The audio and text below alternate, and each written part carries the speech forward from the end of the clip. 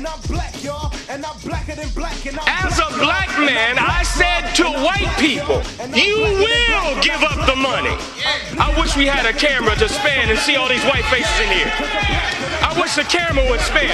It takes a special kind of black person to stand up and tell white people to give up the money. I went down in white people's house. If he's not ready to clean his house up, he shouldn't have a house. I went in the white people's house and proclaimed it our house. It should catch on fire and burn down.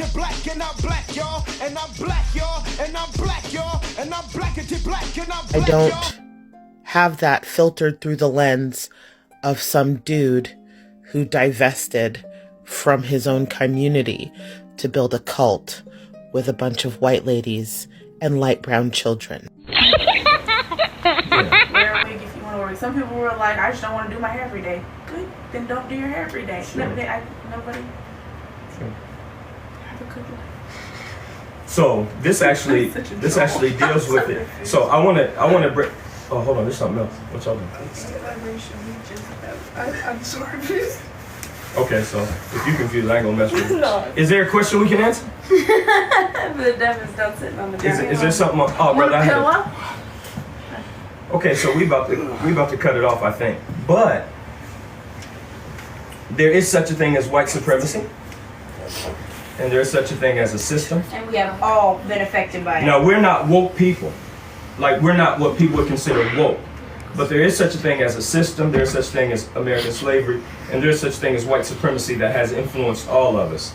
And is it true that you young ladies are, when you talk, you're saying, hey, I'm speaking from the standpoint of unity. This system has affected us, and it's affected you, and we should actually at least acknowledge that and be together and work out together. We shouldn't just squabble about it. Okay? So is there any interesting question we can answer? You said you wanted to say there were like, get some real black women on here talking about it. Yeah. So if you would like to come on the podcast and speak to us, we will check you through like all of our uncles and dads and things to make sure you're not crazy. but you can DM us and I'll check the messages. And if you want to talk and you're legitimately concerned about unity, then we would love to talk. That's actually good. You are welcome. That's actually good because please DM. Because we actually need each other. And if the young ladies need some guidance, like let's not berate them. Help us. Just help us out. Yeah, like if they need some guidance, they need some understanding, let's have an intelligent conversation. And I think what we'll find is that we are in fact black, that we do in fact need each other, and that you can learn from each other. So absolutely, I'd like to see somebody come on the podcast. Absolutely. We'd love that. We'd love to have somebody. If you have something to say, we would love to learn from you. Like, I believe there's so many perspectives out there that I have not seen, I have not heard. We already said, we grew up around mostly white people, and you can tell, because you saw it on the video. People can tell right away. And I think, well then, shouldn't you fill in the gap? You see some children out here that are trying to figure something out, which we're not sure. Some of us are young people, but younger people, and we're on a journey trying to figure it out. Then we would love to have help. I think that's a good approach, because anything outside of that is actually divisive. Like anything outside of that, you just really don't want to help. Like we're not here to argue, but we're interested. If you have something to say, yeah, come on the podcast. Good. Anything we missing? Any minute comment? Nah, people just being people. How many people on there? Y'all reached 1.1K. We got to 1.2. 1.2? Okay, yeah. That wasn't bad, and that was spur of the moment. Nobody knew what was going on. Okay. All right.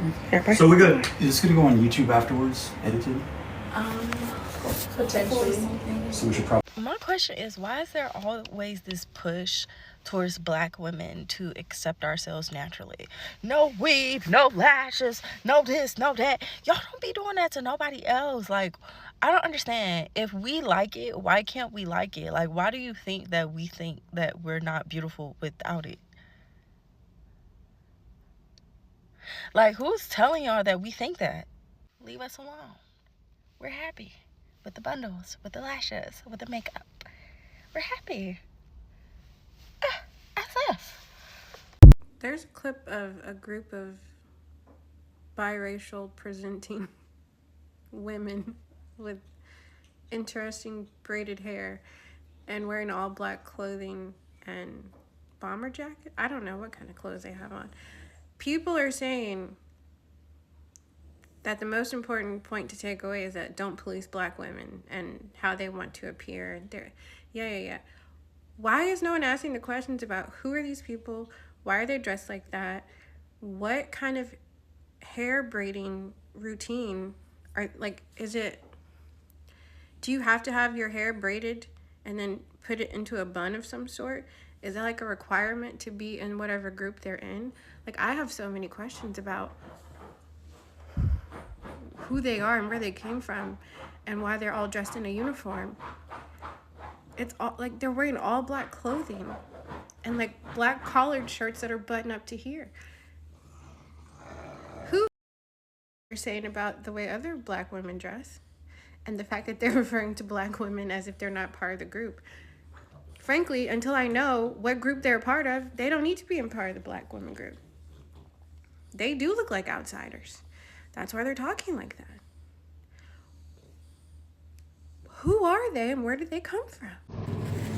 And another thing, I know that I don't need the hair or the makeup or literally anything else to be comfortable in my own skin. Because what I have is wisdom of years spent living for other people and finally coming to terms with who I am as an individual.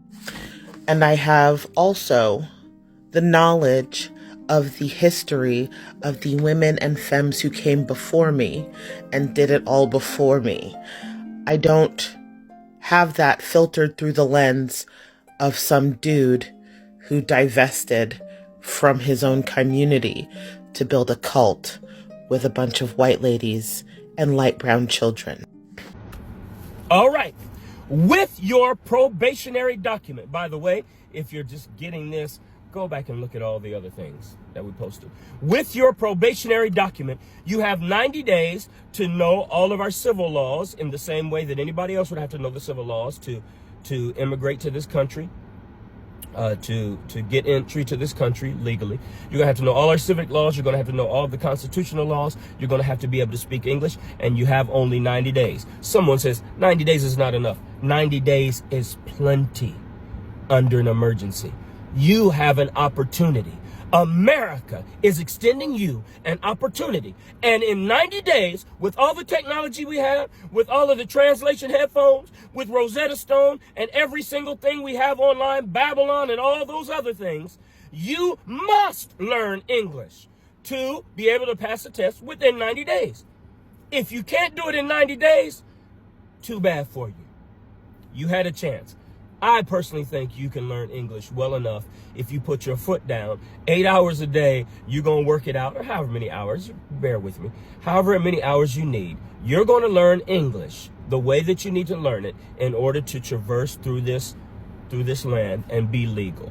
I promise you, when that's on the line, all you need is 90 days. If it's on the line, if somebody told you, I'll give you $1 million, or I give you $10 million if at the end of 90 days you can speak French, I guarantee you'll be a French speaking individual and you'll get your 10 mil. That's all I'm saying. It's not unjust. It is a perfect opportunity that represents America. So you get all these laws together, and then if you do everything that you need to do within that 90-day period, then you get your citizenship. I'm going to stop for now. I have much more to say, but all of that represents the first part of what needs to happen. A pilot program, 5,000 people that'll be able to be vetted right then, that have a 90-day period to meet all the specifications for citizenship.